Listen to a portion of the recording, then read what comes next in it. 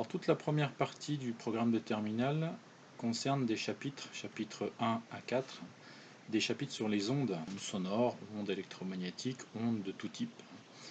On va définir en précision ce qu'est une onde, quelles sont ses caractéristiques et les applications potentielles qu'elles peuvent avoir. Le chapitre numéro 1 n'est pas un chapitre très compliqué. Il se décompose en trois parties. Une première partie où on va définir les différentes sources de rayonnement que l'on peut trouver sur Terre et dans l'univers. Ensuite, dans une deuxième partie, on va voir comment détecter un rayonnement. Et qui dit détection de rayonnement dit contrainte. On va voir que sur Terre ou dans l'univers, pour pouvoir détecter les différents rayonnements, eh bien, il y a des conditions à respecter et des contraintes. Et on va voir notamment quels sont les systèmes que l'homme a pu mettre en place pour s'affranchir des différentes contraintes auxquelles il était confronté pour l'étude et l'analyse des rayonnements, notamment le rayonnement qui provient de l'univers. Alors, première partie du chapitre, les sources de rayonnement. On distingue deux types de sources de rayonnement. Le rayonnement de nature cosmique, qui lui est associé à un déplacement de matière, et le rayonnement de type électromagnétique, qui lui se fait sans déplacement de matière. À noter que l'on ait un rayonnement cosmique ou un rayonnement électromagnétique, tous les deux sont associés à la propagation d'énergie. Alors il y a une formule très importante qu'il faut connaître sur le rayonnement électromagnétique.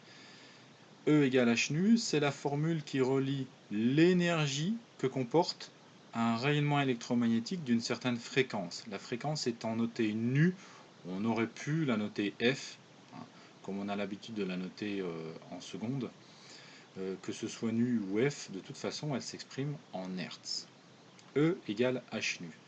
Cette formule, elle veut dire quoi? Si on prend par exemple le rayonnement visible, eh bien un rayonnement de couleur bleue a une certaine fréquence, donc une certaine énergie.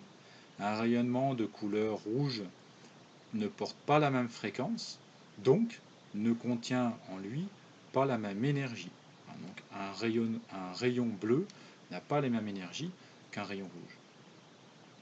La deuxième formule, c'est la même en fait, mais elle fait tout simplement apparaître la longueur d'onde, lambda, la longueur d'onde de l'onde électromagnétique associée. On verra dans un chapitre suivant comment on peut retrouver la correspondance entre la fréquence et la longueur d'onde de l'onde en mètres, et puis la vitesse que l'on nomme célérité quand il s'agit d'une onde électromagnétique.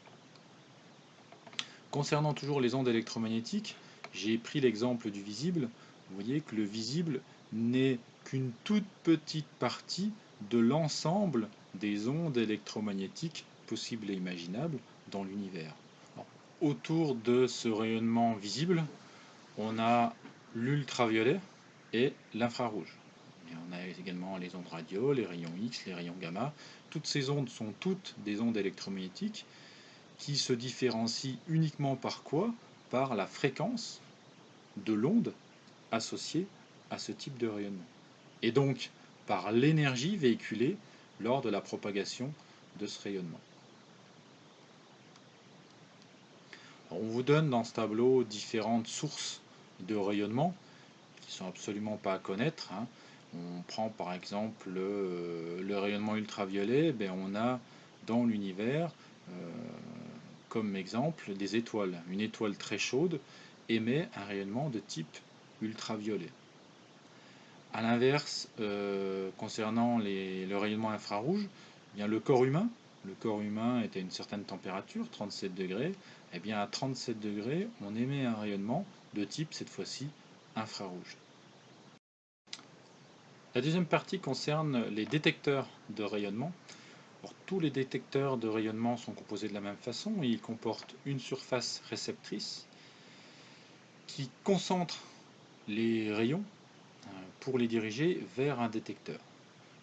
On donne deux exemples. L'œil humain, comment ça fonctionne? Tous les rayons lumineux sont concentrés à l'aide du cristallin vers le détecteur qui est pour nous la rétine. Alors ici dans le cas de l'œil humain, on a au départ un signal lumineux qui est transformé en un signal électrique vers le cerveau via le nerf optique. Pour l'exemple de la parabole, eh bien, les rayons sont reçus sur la parabole en elle-même, et de par la forme parabolique de l'objet, tous ces rayons, par réflexion, sont concentrés vers le petit détecteur qui est au centre de la parabole, qui lui va donc capter l'ensemble des rayons.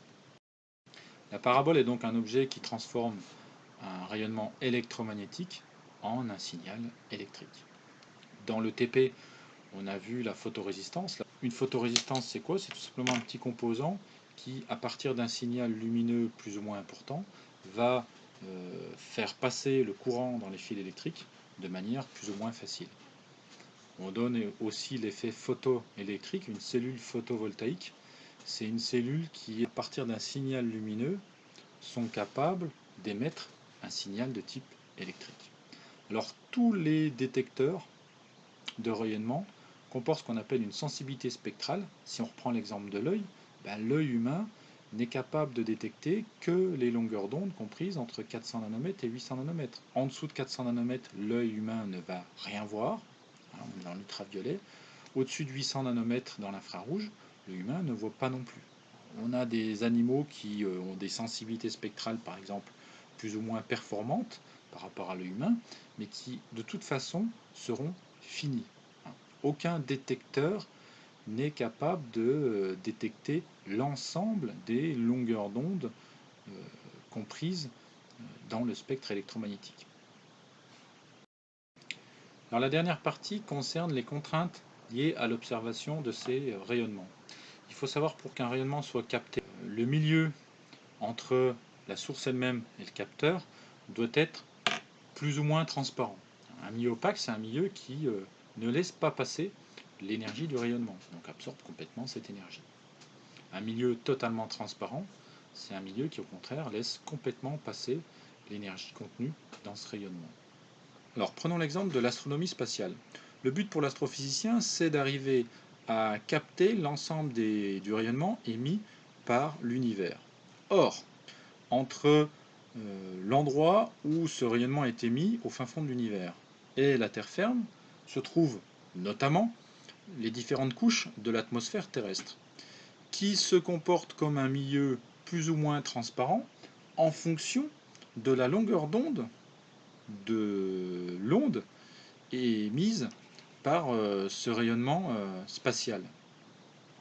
Donc si on veut arriver à capter depuis la Terre l'ensemble des longueurs d'onde émises par l'univers, il est très important d'arriver à mettre en place au point des détecteurs qui ont des sensibilités spectrales différentes. Il faut être capable d'avoir des détecteurs capables de détecter le rayonnement visible, par exemple un télescope terrestre tout simple. Il faut être capable de détecter le rayonnement radio, mais il faut être aussi capable d'envoyer des satellites qui sont au-delà de la couche atmosphérique et qui ne vont donc plus être confrontés à l'absorption par cette couche atmosphérique des différents rayons émis par l'univers. Ça, c'est le but, par exemple, du télescope spatial Hubble. Alors, on est capable maintenant de répondre aux trois questions. Que trouve-t-on au-delà des limites du spectre visible? Évidemment, à gauche du violet, on a le rayonnement ultraviolet, à droite, le rayonnement infrarouge.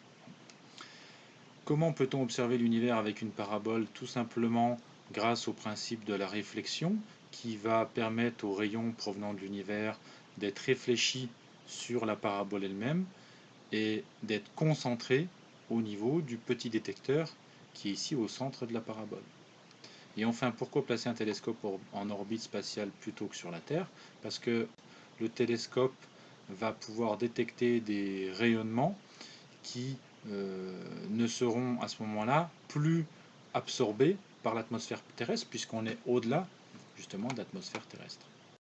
Donc Hubble, depuis sa position, a un champ de vision beaucoup plus net et performant que nous depuis la Terre ferme.